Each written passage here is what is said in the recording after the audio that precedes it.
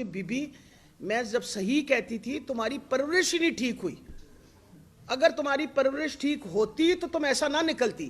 تمہارے باپ نے پہلے دن سے بتایا تھا کہ 2 نمبر کام ہو سکتا ہے. تم بھولنا مت, جب تمہارا داخلہ ہو رہا تھا نا کینیڈ کالج میں, تو تب بھی تم نے یہی کام کیا تھا, ابا جی میرا داخلہ کرا دو. تو ابا جی نے جب کہا کہ جی, انہوں نے کہا جی نمبر کم ہے, تو انہوں نے کہا جی پرنسپل کو ہٹا دو. چلے گئے سی ایم ایچ کے اندر ایک خاص طور پہ جو ملٹری میڈیکل کالج تھا اس کے اندر ایک سیٹ بنائی گئی ان کے لیے. یہ وہاں جا کے داخل ہو گئی کیونکہ نمبر کم تھے, ایف ایس سی میں نمبر کم تھے, اس کی وجہ سے ان کو وہاں لے کے گئے. اس کے بعد ان کی مائگریشن کرا the king Edward medical college کے اندر, جس کا سب سے ہائیسٹ میرٹ ہوتا ہے. بی بی وہاں پہنچ گئی. میں تو اس زمانے میں پڑھاتی تھی وہاں, کلاسیں اٹینڈ نہیں کرتی تھیں, داخلہ جانے سے انکار کر دیا. انہوں نے کہا داخلہ نہیں بھیجنا کیونکہ ان کی اٹینڈنس پوری نہیں ہے. تو جس پروفیسر نے داخلہ انکار کیا اس پروفیسر کو ایس ٹی لگا دیا. تو وہ تو بیچاری پہلے دن سے اس کو پتا ہے کہ میں ابا جی کو کہوں گی تو میرے ابا جی نے یہ بھی کر دینا اور یہ بھی کر دینا. بی بی ایسا کام نہیں ہوگا. تم پہلے اپنے آپ کو اس سے ڈھکوسلے سے نکالو. ہم حکمران خاندان, پورے پاکستان کو پتا چل گیا ہے کہ آپ چوروں کا خاندان ہو, آپ ڈکیتوں کا خاندان ہو. سارے پاکستان کو پتا ہے کہ آپ نے پاکستان کو لوٹ کھایا ہے. پاناما لیکس ہماری لیکس نہیں تھی, کنسورشیم آف جرنلسٹ نے نکالی تھی. جاؤ جا کے ان کے اوپر جا کے کیس کرو. کیوں نہیں کرتے؟ کیونکہ ساری دنیا میں تم لوگ بدنام ہو, اور ساری دنیا کی بدنامی ہمیں کہ جی ہمارا لیڈر, یہ جو پاکستان کا جو وہ پرائم منسٹر ہے وہ سب سے بڑا چور ہے. اب یہ بتائیے, ہمارے وقت میں آپ کے ابا جان کو نکالا گیا تھا, ہم نے نکالا تھا آپ کے ابا جان کو, تو آپ کی حکومت کے اندر ہی نکالا گیا تھا. اور ساتھ ہی آپ نے اسحاق ڈار کو جلدی سے وہ اپنا یہ کیا نام ہے, انہوں نے جو ہمارے آج کل ان سے ناراض ہیں, خاقان عباسی صاحب نے جہاز میں بٹھایا اور جلدی سے ان کو ادھر پہنچا دیا. وجہ یہ تھی کہ 2002 کے اندر اپنا اسحاق ڈار صاحب نے آلریڈی, آپ کو پتہ ہے, وعدہ معاف گواہ بنے ہوئے تھے اور انہوں نے باقاعدہ سائن کر دیا تھا حدیبیہ پیپر ملز کا. یہ ساری باتیں جو میں کر رہی ہوں نکال لیں ان کو کہیں میں جھوٹ بول رہی ہوں تو میں بتاتی ہوں آپ کو. Come and sit with me and debate with me on this. آپ پہ اگر کوئی ایسی میں نے غلط بیانی کر دی ہے تو میں موجود ہوں.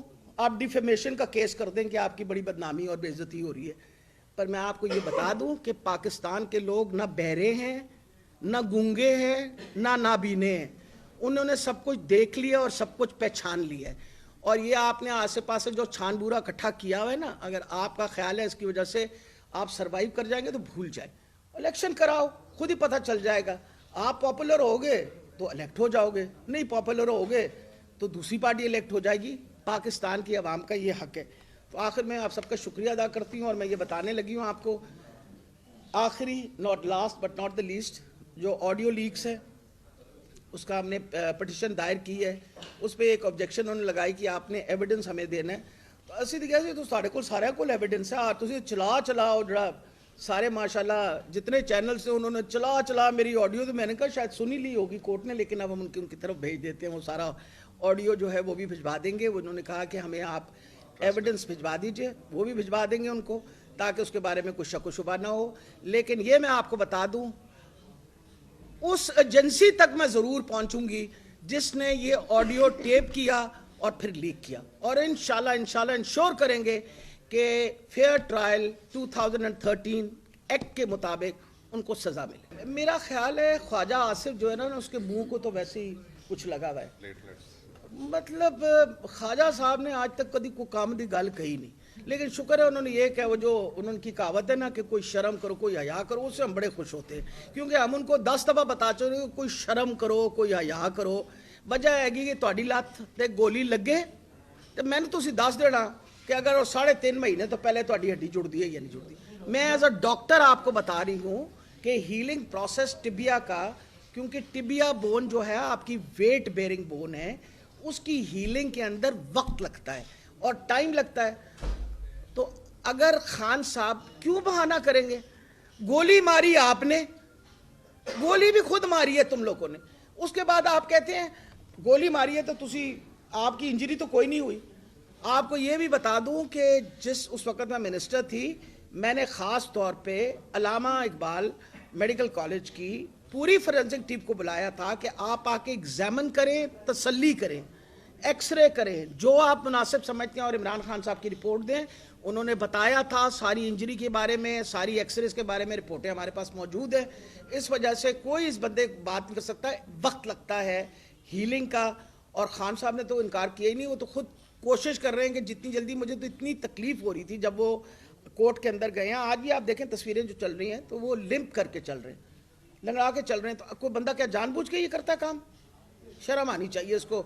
خواجہ آصف کو تو ویسے ہی میرا خیال ہے چلو بھر پانی میں چاہیے. جی, کسی کا آپ ٹیلی فون ٹیپ صرف تب کر سکتے ہیں جب آپ کا جو انٹیریئر منسٹر ہے وہ کورٹ سے اجازت لیتا ہے, اور وہ بھی ہائی کورٹ سے. ہائی کورٹ سے اجازت لینے کے بعد وہ اگر ٹیپ کریں گے, اس کے بعد وہ سارا ایویڈنس کورٹ میں جمع ہوتا ہے. پھر کورٹ ڈیسائیڈ کرتی ہے کہ اس بندے کے اوپر ایف آئی آر لکھی جائے یا نہ لکھی جائے. بیسکلی ٹیررسٹ سے جان چھڑانے کی کام. انہوں نے بیچارے اپنے ٹیررسٹ جڑے تو پھڑے نہیں جا رہے, وہ سانو انہوں نے ٹیررسٹ بڑھا لیتے ہیں. ہمارے پیچھے کوئی اسٹیبلشمنٹ نہیں ہے نا, ہمارے پیچھے کوئی ادارہ نہیں ہے. ہم سارے, انہوں نے ہمیں کہا ہے کہ ہم سارے ادھر ہیں, آپ اکیلے ادھر ہیں. ہم نے الیکشن لڑی جولائی میں, آپ کے سامنے ہے, 20 سیٹوں میں سے ہم نے 15 سیٹیں جیت لی. آپ ان کو منہ کی کھانی پڑی سب کو. انہوں نے کہا تھا کہ جی اسمبلی کے اندر 186 نمبر پورے نہیں ہوں گے, گولڈن نمبر, وہ بھی پورا کر دیا. تو ہمیشہ یاد رکھیے عوام کی طاقت جو ہے نا وہ سب سے بڑی طاقت ہے. اور ہم بار بار جو بات آپ لوگوں سے کہہ رہے ہیں وہ کہہ رہے ہیں کہ نئی الیکشن کروا دیں تاکہ عوام کی طاقت کا پتہ چل جائے, عوام کس کے ساتھ کھڑی ہے. اب کوئی چیز عوام سے چھپی ہوئی تو نہیں ہے نا. عوام کو بھی پتہ ہے کہ سارے ادارے ہمارے خلاف کام کر رہے ہیں, پتہ ہے نا عوام کو. اگر عوام اس کے باوجود ہمیں ووٹ ڈالتی ہے تو what is the message which must go? پھر میسج جاتا ہے کہ ہم جمہوریت کے ساتھ ہیں.